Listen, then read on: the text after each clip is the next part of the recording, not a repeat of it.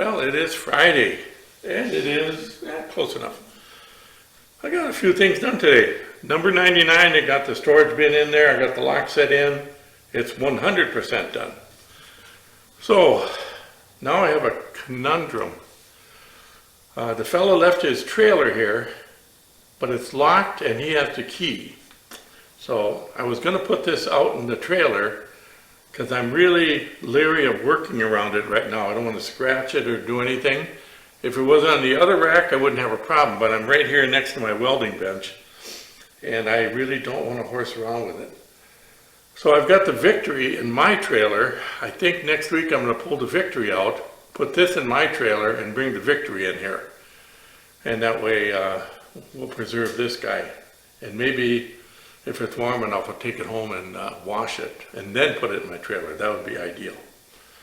So anyway, we'll deal with that next week. It's like 6 degrees out right now.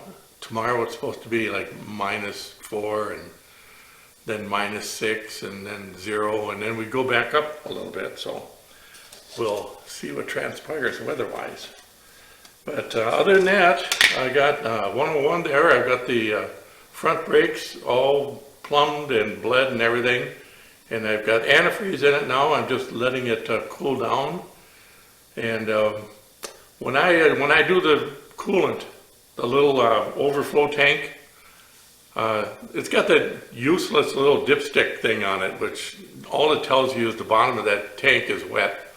I usually overfill them so that the first time you drive it, it's going to spit some coolant out. But if there's any air spaces or anything in the coolant system, I want to make sure they get filled in.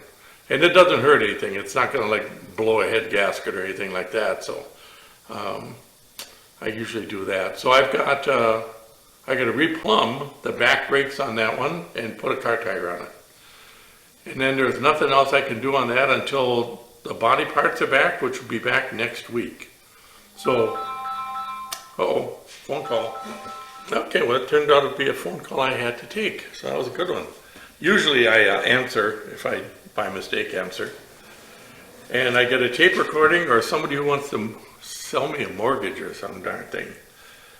I get a lot of calls on, they want to lower my monthly loan payments. And I said, but I don't have any loans. They can't get lower, and then they hang up on me. They are so rude. So anyway, today, I just happened to be in the reading room back here, and I have a couple magazines on my magazine rack. I got Wing World here, Wing-a-Ding World.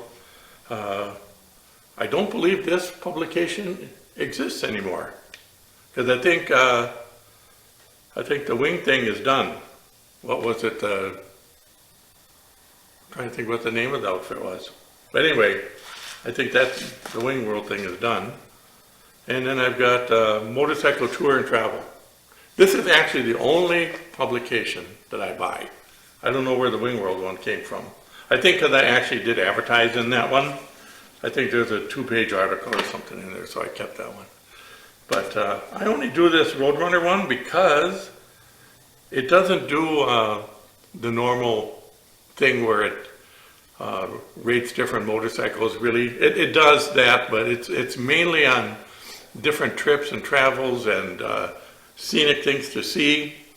And in the back, it's actually got maps of what they talked about. So like here, it's got North Carolina and Tennessee. Hey, and we're going there this summer. I better take this one home. So it shows the real scenic rides and stuff in those areas. Good magazine. I like that one. I used to subscribe to like Motorcyclist and Cycle World, and I think probably a dozen different magazines about motorcycles. Way back. This is, goes back 10 or 15, 20 years. Mainly because, the kids were in school and they have fundraisers, and part of that is magazines. So it's like, okay, I got to buy a magazine. Well, let's get another motorcycle mag, because you can't have enough, Anyway, kids are done with that, so I narrowed it down to the one that actually is enjoyable to read. The other ones are basically just a lot of reviews and a lot of stuff. But you know what's really kind of funny? And you don't see this anymore in reviews, and I can see why. It's crazy how, you know, you talk about the old wives' tales and the conspiracy stuff and all this. Well, if you remember correctly, guys that are not young like me, every time they did a motorcycle review, one of the things was in the corner if it had a little bit of head shake, and then they would focus on the gusseting, on the frame tubes and the steering head and how heavily it was gusseted and all this. And even back then when I was like in my early 20s, it was like, what are you talking about? There isn't that much torque on that steering head to even come close to making anything move.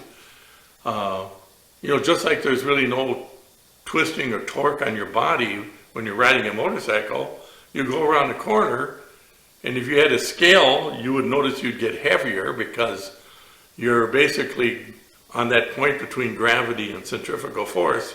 So there's no side force, it's all down force. And the same thing on the motorcycle. It's like, well, how can this head shake thing even be a real thing? Well, it turns out it wasn't. It turns out the reason bikes would wobble and squirm in the corners, because they were running bias-ply tires. Bias-ply tires have soft sidewalls. So they ride nice. For a touring bike, bias-ply is actually better. It does ride better. They're softer. They're just the opposite of a automotive bias-ply. It's more akin to the automotive radials. Automotive radials have a soft sidewalls. Automotive bias-ply are stiff. That's why they used to use them on trucks and stuff a lot, because they were, you know, 10, 12 ply cords and everything in them. But on sport bikes and on motorcycles, we're going to push it in the corner. A bias-ply front tire will squirm around a bit, and you get head shake. So once they went to radials, you'll notice that they never mentioned this. They never mentioned the gusseting or the frames construction or anything like that, even though the frames and everything are basically built the way they always were, and they're gusseted the same. And the gusseting in there is mainly to just a fixture to hold it all together, really. You know, and there is some reinforcement involved, because there is downforce. You know, and with the rake, you're going to have some force that way also. So I just thought it was interesting how for years, every single motorcycle review, you know, they'd bring that up, you know, that's a major deal, that the frame isn't built right and all this stuff, and here it turns out it's just a tire. So it's something to think about. It's something everybody's got to know. I mean, really, if you don't know that, you don't know nothing, right? Enough of that nonsense. Suppose I could talk about the flat earth, which I have a theory on that. I have the theory that the earth is actually a gigantic lily pad floating on a freshwater ocean, an endless freshwater ocean. That explains well drilling.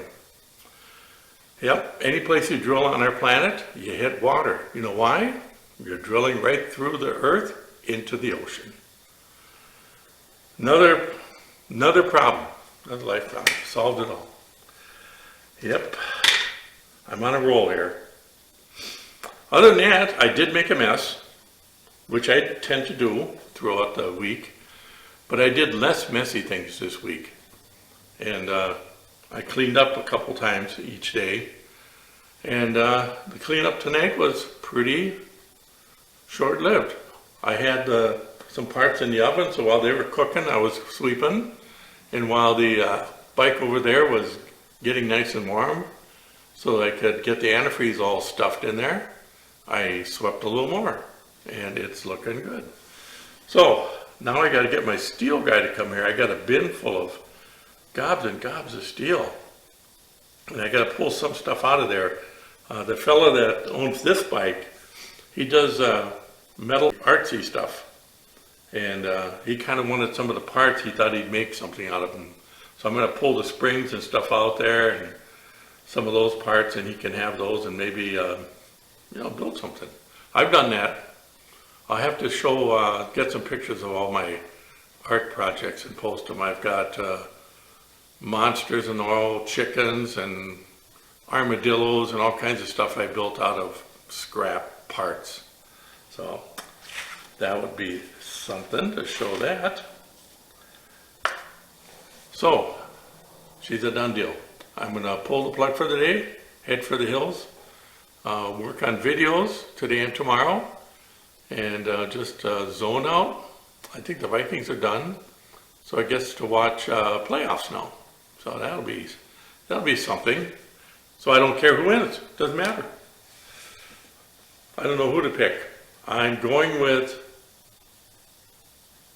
San Francisco's are going to be in there, and not sure.